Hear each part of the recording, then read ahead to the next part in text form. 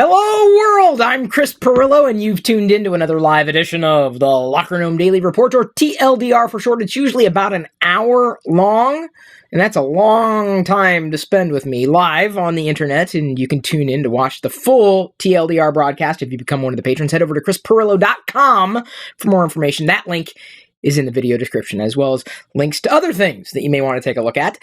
Today's topic happens to be 3 things you need before you see The Force Awakens again. And yes, you need to see it again. I am not going to accept, I saw it once, I'm good to go, as an answer. It's unacceptable. You can't. I've heard too many people say it was better the second time around. So if you didn't like it, your answer may very well improve. I'm just saying, you need to see it again. And you could wait until it's available for you to watch on your own. That's cool. I'm okay with that. But I'm saying you need 3 things. Or maybe you need to do 3 things. This happens to be my opinion. You may have a different opinion. That's okay. After I do that, I'm going to dive into today's Pirillo picks. I found something that was worth $150. Actually, still is worth $150. And I got it at 80% off. Brand new. Still in box. Collectible. Yeah, that's today's Pirillo pick. After that, I'll be doing tech Q&A and then talking about today's tech and geek news with the patrons. Again, to become a patron, head over to chrispirillo.com. The first thing you need to do in relation to you seeing The Force Awakens again is pick up this book. Super, super, super affordable, like $10, $11. And if you're saying, Chris, that's too much to spend on a book, I don't like words. That's okay. It's visual. There are a lot of pictures in this very tiny book. It's driven by pictures. That's kind of what makes it visual. This is important, okay?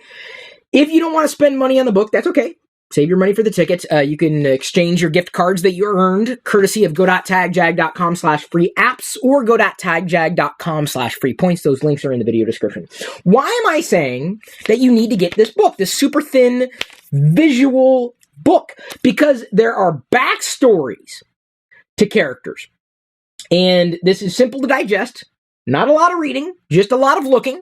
You'll learn more about Rey, possibly even where she got her name. So a little spoiler in there.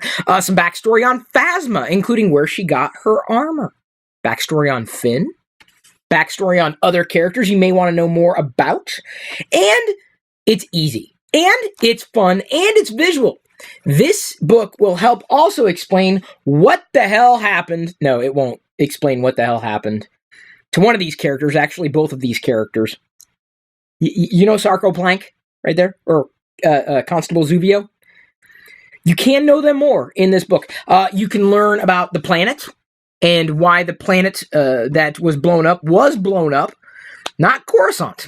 The first time I saw The Force Awakens, I didn't realize it was not Coruscant. But it is not. This book will explain it all. And it's very thin. Get this book. $10. Visual, super affordable, and as I said, you don't even need to spend money to get it. Just exchange your gift cards. You can get it. I'll put the link in the video description. The second thing that I believe you need to do, or you need, before you see The Force Awakens, is to get a figure. Get a figure of any kind, really. A Force Awakens figure. Now, why am I saying, Chris, get a figure, really? What if you're not a figure collector? You know what? If you get something that you want and you have it around you, it'll remind you that you may have enjoyed the movie. Now, I'm assuming you enjoyed the movie. Maybe you didn't. Maybe you didn't. But I think the figures go a long way. Again, super affordable, super collectible. I plan on removing this one from the box. This is a brand new series, even though it's not my favorite scale. This is the First Order TIE Fighter pilot. I'll be removing him from the package at some point. When should I do the unboxing? Should I do that at some point in the future? I could do it. Just let me know. Because I have 2. One will stay in the box as a collectible, and the other one stays in the package. I'm not saying go all out. Just get one. Something that reminded you of something that you might have enjoyed in the film. Get the figure. And then you just set it there, and you just look at it, and you admire it, and go, wow, it's amazing. And it will evoke, potentially, these feelings that you had about the movie. And even if you didn't necessarily enjoy the movie, you can enjoy the toy. And if you keep it in the box, it may be worth more than it was the day that you got it. So I'm saying, get a figure. One figure. Even Constable Zuvio. If you want. I'm saying it's nice to have and to hold and to cuddle with at night. I love my figures. I do. I'm just saying, they're everywhere right now. Super affordable. And potentially they'll accrue in value beyond just the value that you might have in the movie. Okay, if you don't accept that as something that you need before seeing The Force Awakens again, then I would say immerse yourself in the amounts of reviews and conversations about the movie and around the movie, not just from critics. Because believe you me, I have seen and heard and read reviews that really run the gamut, span the gamut. They span the run by Grapthar's hammer. I will get this right. People who thought completely differently about the movie. And I looked at what they said, or, read what they said, and took that into the next time I saw The Force Awakens.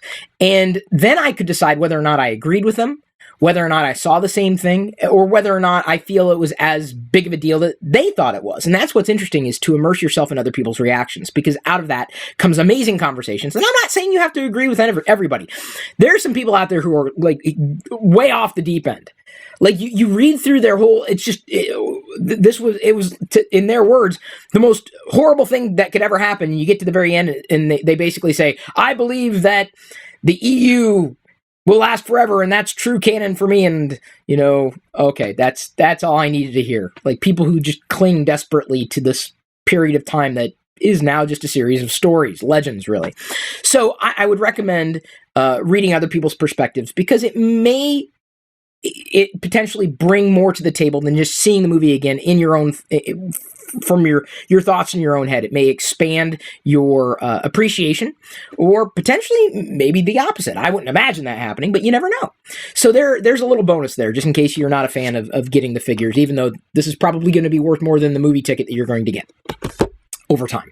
The third thing I'd recommend doing, and this is something that I find is something that just makes me feel like I'm seeing familiar friends when I've seen the movie again. Listen to the soundtrack. You can get the soundtrack. You don't have to pay for the soundtrack if you don't want to. It is tied into many of the music subscription services. So if you have a music subscription, and I'm guessing you do, if you're average, you probably are going to be able to listen to the soundtrack. You don't have to buy it outright. I didn't buy it outright. I just started listening to it. I stream it. So I have it playing in the background. I'm not necessarily concentrating on the music necessarily, but I have it playing. And it's funny. You listen to an album over and over and over again, and at the beginning, when you first listen to it, maybe some things catch your attention, maybe not. But I find that my appreciation for the soundtrack has only grown the more I've listened to it. I've heard subtleties and nuances and things that I wasn't expecting to pick up on, but something that has bred a great degree of familiarity with me, or in me, that when I've seen The Force Awakens after listening to the soundtrack as many times as I have, kind of on loop, on repeat, when I go to see the film, it's there, but it's like a familiar face. It's a familiar friend, and it greets me. And I love that. I feel that that's something that makes seeing the movie that much more enjoyable, because I feel I've immersed myself in the soundtrack. It's fantastic. The only thing that's missing from the soundtrack right now is, what is it, Dooma Doompa? What's the name of the song from the band from Maz Kanata's Castle?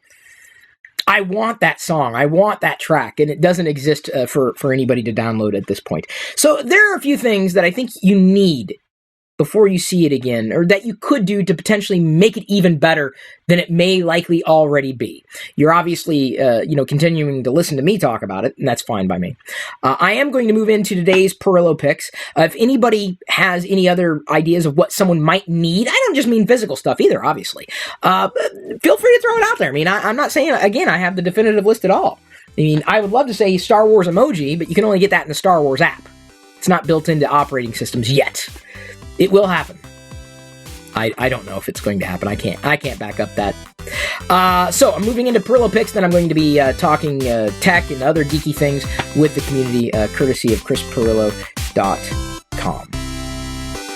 Today's free podcast highlight was brought to you by all of my active patrons from ChrisPirillo.com. If you want access to the full TLDR episodes, both audio, video, past, present, and future, which can be up to an hour long or longer, with even more tech insight from me every weekday, plus other bonus content without ads, and supporting me at the same time, You can sign up to become one of my supernomies too. This is just a brief taste of what I'm producing for you daily. Again, get more through chrispirillo.com.